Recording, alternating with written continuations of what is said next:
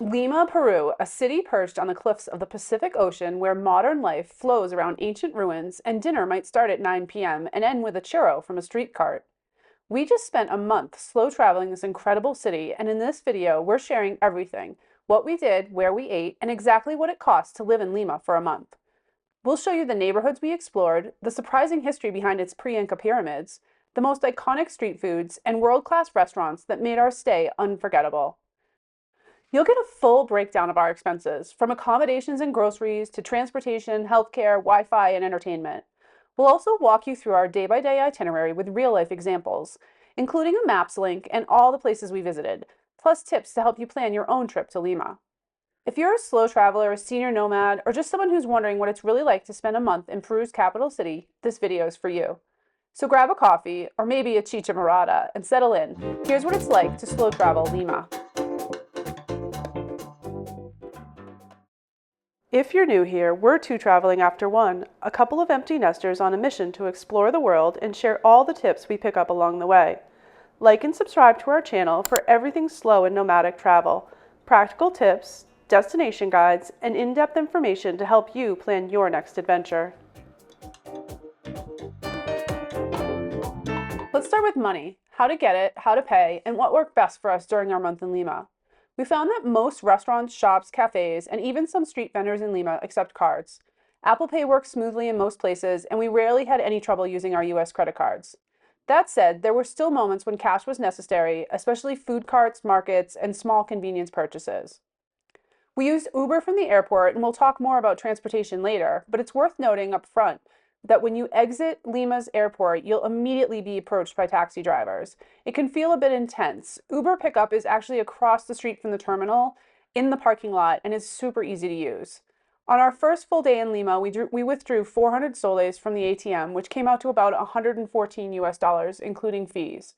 We used our Charles Schwab debit card for ATM withdrawals since it refunds us fees and offers great exchange rates. We were refunded $34 in ATM transaction fees throughout the month for the 4 withdrawals that we made, so about $8.50 US per withdrawal. Let's talk about where we stayed. For our month in Lima, we booked a high-rise apartment on the 18th floor of a beautiful modern building located right on the border between Miraflores and Barranco. It was the perfect base, close to grocery stores, restaurants, the Metropolitano bus line, and the Lima bike station where we got our monthly subscription. The building had 24-hour security, a staffed lobby, and amenities that made it feel like a full-service hotel. There was a pool, jacuzzi, gym, billiards room, laundry facilities, and parking, although we didn't need a car. The internet was fast, and the apartment was stocked with everything we could possibly need. Inside, it was modern, clean, and comfortable. The kitchen was especially well equipped with more than just the basics, all the tools you'd need to cook at home. There was a dedicated desk for working, plenty of storage, and a bed, well, just a double, was very comfortable. The bathroom was modern, the water pressure was great, and we had no hot water issues. The total cost for 31 nights was $987.13, and that includes what we spent on laundry, about $3 US per load. The building didn't offer a cleaning service, but they did offer a change of sheets. We just ended up washing them ourselves and appreciated that the host left us an extra set. The apartment didn't have AC or heat, but we didn't miss it. Days were warm, nights were cool, and with a ceiling fan in the bedroom and an oscillating fan in the living room, we stayed comfortable throughout our stay. There are a fair number of short-term rentals in the building, which meant it felt a bit transient at times, but overall the experience was excellent, and the sunset views from the 18th floor were absolutely stunning. For price and location, this was a fantastic place to stay for a month in Lima, and one we'd absolutely recommend.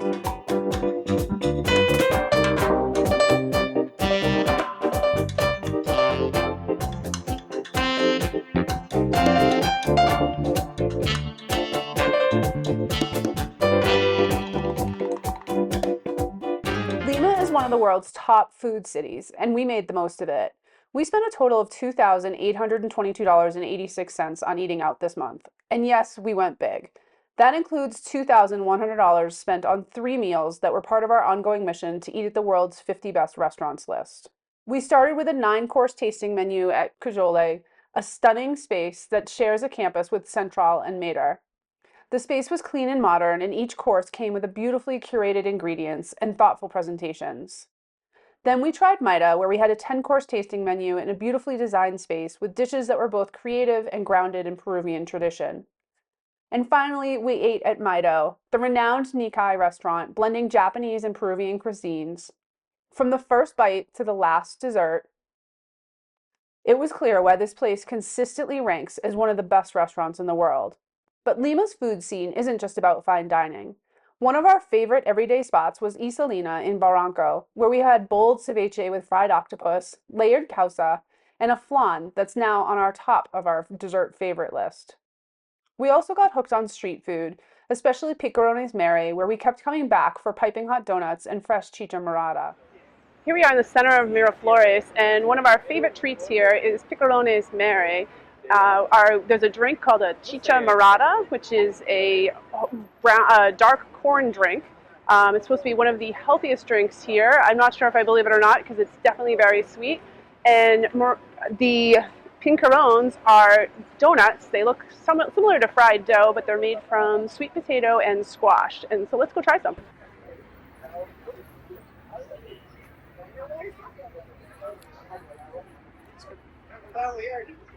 It's on the bag. The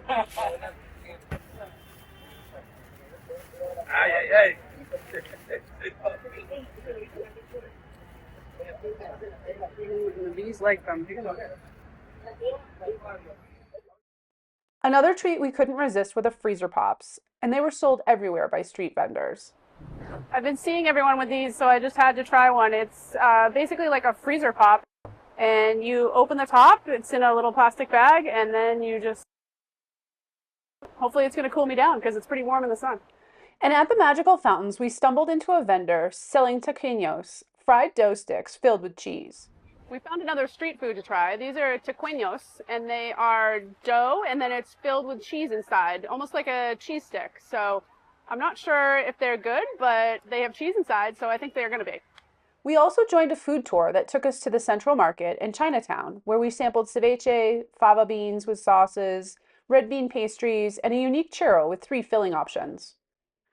We had a fantastic meal at Reiwa Izakaya with some of the most interesting gyoza we've ever had, and at Graham Chifa Chungyon for Chinese Peruvian comfort food. And for a relaxed lunch with a view, Buena Vista Cafe served up club sandwiches and milkshakes with ocean breezes on the side. Buena Vista is a cute cafe here in Miraflores. It's a great place to have something to eat and take in the wonderful views.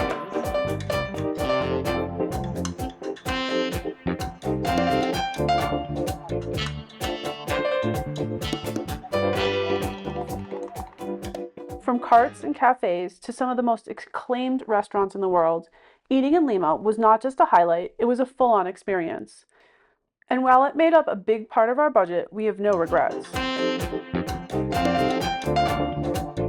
To balance out our splurges at Lima's top restaurants, we made a conscious effort to cook at home and ended up spending $540.54 on groceries over the course of the month. That covered staples like bottled water, wine, snacks, and enough ingredients to make several dinners each week. Our apartment had a really well-equipped kitchen, which made it easy to prepare simple meals, especially when we wanted a night in or just a break from eating out. We had 2 grocery stores within walking distance, which made shopping super convenient. One of our favorite tips when traveling long-term is to bring packable grocery bags. We use them all the time, and they came in handy here since we were walking to most places.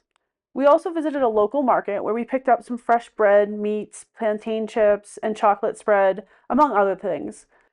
It's always a good way to support local vendors, try new products, and get a better sense of the food culture in a place. The groceries here were reasonably priced, especially for produce, and there was no shortage of quality options. We were able to find pretty much everything we needed, even some familiar brands, and cook comfortably from our apartment when we wanted to stay in.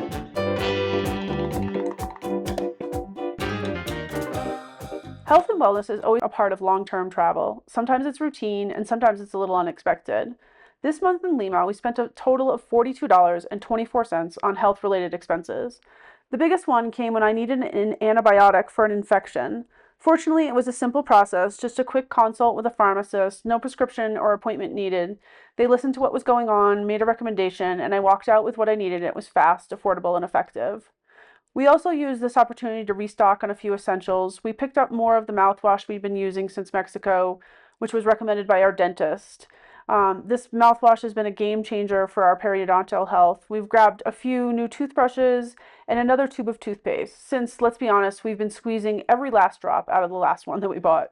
A lot of nomads wait until they're back in the US to restock on personal care items, but we found that many of the products are actually more affordable and easier to find abroad.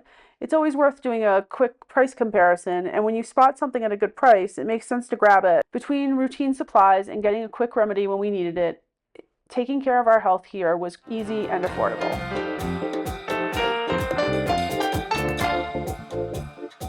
Staying connected while traveling is always a top priority, especially when we're relying on maps, translation apps, restaurant reviews, and of course getting an Uber to and from the airport. This month in Lima, we spent $24.50 on connectivity, which included 2 eSIM cards with GigSky. Each one came with about 5 gigs of data for 30 days. It was exactly what we needed to stay online without any extra hassle. We usually price compare local SIM options when we arrive, but in this case, we just opted for the convenience. While we weren't sure if Peru offered eSIMs for tourists, we knew that in Chile we were only able to get a physical eSIM card from Claro. So rather than gamble with the availability or have to stop around after landing, we just went with GigSky on our phones, so we were ready to go as soon as we touched down. As for Wi-Fi, our apartment had excellent internet speeds. We had no issues with video calls, streaming, uploading content, or handling day-to-day tasks online. Between that and the data from our eSIMs, staying connected in Lima was simple, easy, reliable, and affordable.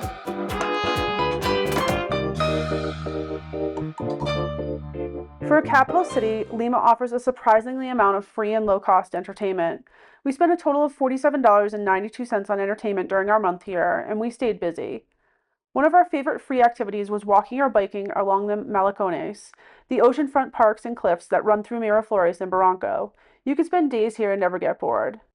We started at the Marine Lighthouse, one of the best-known landmarks on the cliffs. The Marine Lighthouse is probably one of the most well-known landmarks along the Malecón. It's 72 feet tall, and its light can be seen for 18 nautical miles.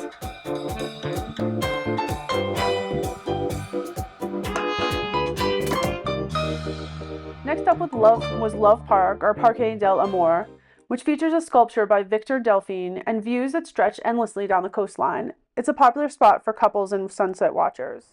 We're here at the start of the Malecón in Miraflores in Lima, and it runs for about 2-3 kilometers all along the beach. It offers some great views looking down onto the beach. There's actually a lot of surfing here. The beaches are predominantly rocky. There's not a lot of sandy beaches. There's a few public beaches that do have sand. Maybe you could see them down in the distance. And today's a good day because it's a rare day where we actually have a clear view. It's often pretty foggy here with a mist coming across the cliffs here. We also visited the peaceful Chinese park. It's a quiet break from the busier sections of the park. The Chinese park is another great spot along the Malecón in Miraflores. It offers meditative music, a koi pond, and of course, stunning views.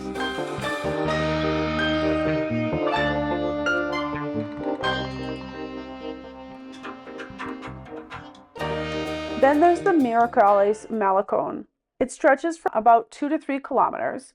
We caught it on a rare, clear day. Most days in Lima are misty or overcast, and the views looking down the beaches were incredible. If you're looking for an exhilarating way to take in the views of Lima, there's paragliding over the city. Here in Parque Remonde, you can take a ride with a paraglider and take in these views over the city over the Pacific Ocean.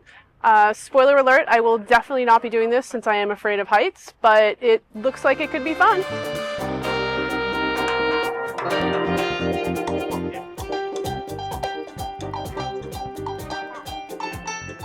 From these cliffs, we often walked or biked all the way to Barranco's Malecón, which is quieter and more residential, but still full of charm and sea views. We especially liked the Malecón de los Ingleses, a small clifftop park with a sculpture and beautiful lighting at sunset. Lima is the only South American capital that's on the ocean, although you can't always see it.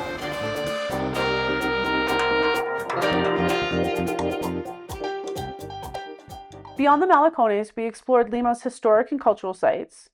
We visited Huaca Pulicana, a restored adobe ceremonial center built by the Lima culture over 1,000 years before the Inca. Admission was 15 soles per person and includes a guided tour in English or Spanish. Huaca Pulicana is a restored adobe ceremonial site by the Lima culture. In 2010, 4 Wari mummies were discovered here, and since the restoration continues today, you have to take a tour to visit. So let's go.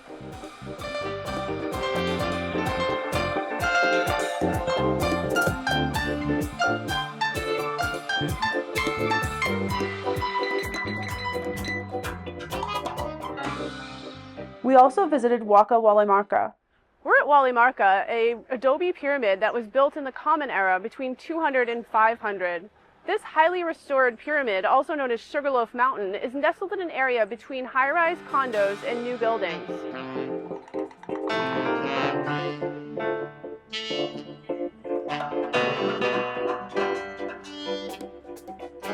One night, we headed to the Circuito Magico del Agua, the magical water circuit, which was a family-friendly, interactive fountain park with light shows, music, and themed tunnels. Admission was just 5 soles, and we paid a little extra to visit the Love Tunnel area. This is the Circuit of Water Magic, and we're standing in front of the Fantasy Fountain. They do shows at different times during the night. Tonight it's going to be at 7:15 that we're going to watch. It's 5 soles per person to get in. They're selling popcorn and other treats in here, and we can't wait to check this out. It looks really cool. It's fountain free, and for an extra 20 souls per person entrance fee, you can go through the Love Tunnel and access this separate area of the fountain park. It's themed towards love. There's a ton of photo ops, and it's totally worth it.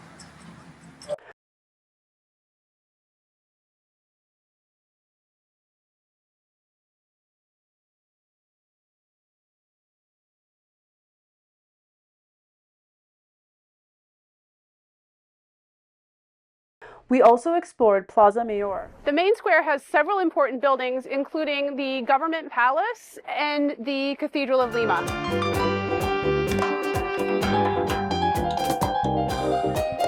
And Parque de la Exposición, home to a Moorish Gothic palace. This Moorish Gothic palace was built in 1869. It was entirely designed in France by Gustave Eiffel, who was also the engineer of the Eiffel Tower. And today it sits on the lawn in front of the Lima Art Museum. And one of the most fun and affordable activities was a free food tour. This morning we're outside the tourist office here in downtown Lima because they offer free walking tours. You can book them online. They are tip-based. Today we're going to be doing a food tour. The tour is going to take us to the Central Market and also Chinatown. So we're super excited today to try some of Lima's great cuisine.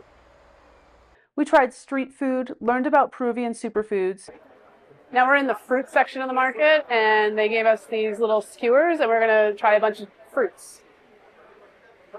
And got a great intro into Lima's culinary history, all for the suggested tip of about 20 to 30 soles. Here we are at La Chichleaña, and we're trying a traditional Peruvian ceviche. It's a little bit different than the ones we've had in other Spanish countries because it's got corn.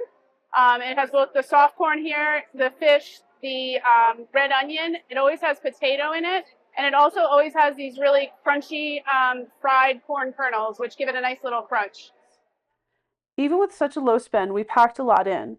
From ancient ruins to modern parks, misty cliffs to glowing fountains, Lima's entertainment scene has something for every kind of traveler. Transportation in Lima was not only easy, it was incredibly affordable. We spent a total of $473.80 on travel during the month, and that includes everything from our flight into Peru to Ubers, public transit, and even bike rentals. Our biggest expense was our flight from Santiago to Lima on LATAM, which cost $414. That included 1 carry-on, 1 checked bag, and seat selection, so nothing unexpected there. When we landed in Lima, we took an Uber from the airport, which cost about $15 and was smooth and hassle-free. One tip is that Uber pickup is in the parking lot just across the street from the main exit. It's much calmer and easier to find. You just need to come out of the terminal, walk directly across the street into the lot. Once we were settled in, we used a mix of public transportation, Ubers, and bikes. We picked up a Metropolitano card, which cost $14 US total for the month, including the card and 3 reloads. The bus system was clean, reliable, and very budget-friendly.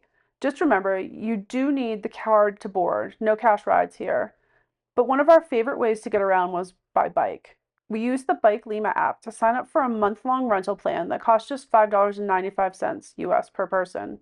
It gave us unlimited 30-minute rides, and we took full advantage of it, especially along the Malecón in Miraflores. A great way to get around Miraflores is with the Bike Lima app. You just download the app, buy a package, find a bike, type in your code, and then you're good to go. We also took about 5 Ubers to and from dinner throughout the city. The rides were cheap, safe, and convenient, usually just a few dollars for anywhere we needed to go. Between the Metropolitano, Bike Lima, and occasional Ubers, we found that getting around Lima was efficient, flexible, and very cost-effective. Shopping in Lima was minimal for us this month. We spent a total of $4.84, but that small purchase ended up being a game changer. We picked up a set of plastic mason jar-styled zippered baggies to store things like leftover salt, spices, coffee, and other pantry items that we carry with us from place to place. These are lightweight, reusable, and perfectly sized for carry-on travel, so no bulky containers, no leaks, no mess. They're a simple but smart solution for keeping our nomad kitchen organized. We've linked them in the description below if you want to check them out. We didn't do much traditional shopping, no clothes, no souvenirs. In Lima, import taxes make electronics, brand name clothing, and tech gear specifically more expensive than back home, so we skipped those purchases and stuck to practical travel items. La Camar Mall is a pretty popular place. It's right on the waterfront here. It's a beautiful location for a mall. It's got some great outlooks over to look out over the ocean. There's several popular hotels in the area. They've got Marriott's in the background. There's an H&M here, a Columbia. There's a bunch of high-end stores. There's also a grocery store in this mall. It gets pretty busy at night, especially around sunset.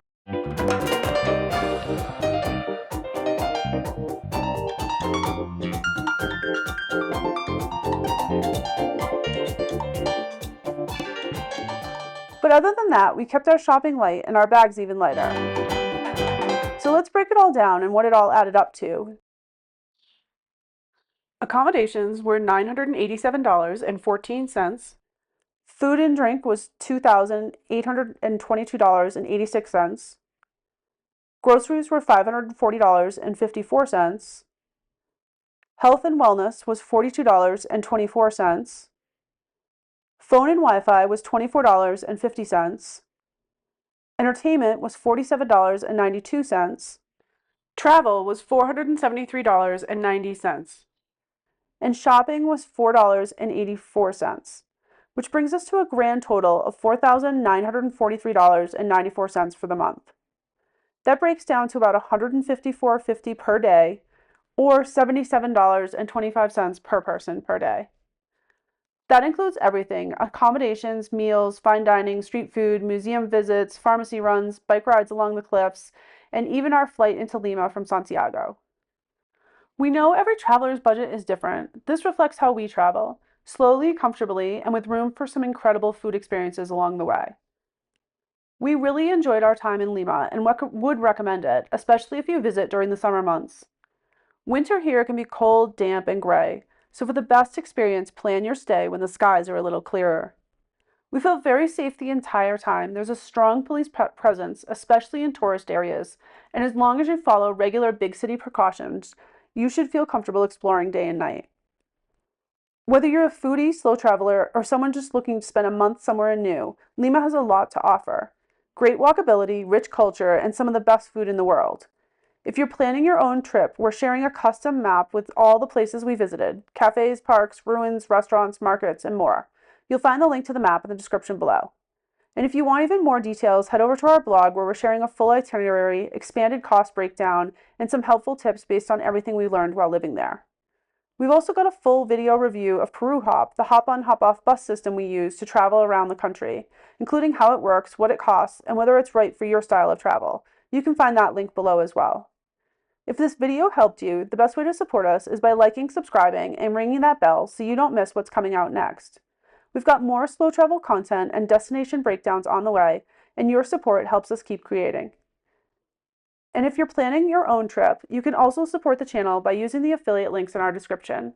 It doesn't cost you anything extra, but it helps us keep making videos like this and sharing what we learn along the way. Thanks for watching, and happy travels!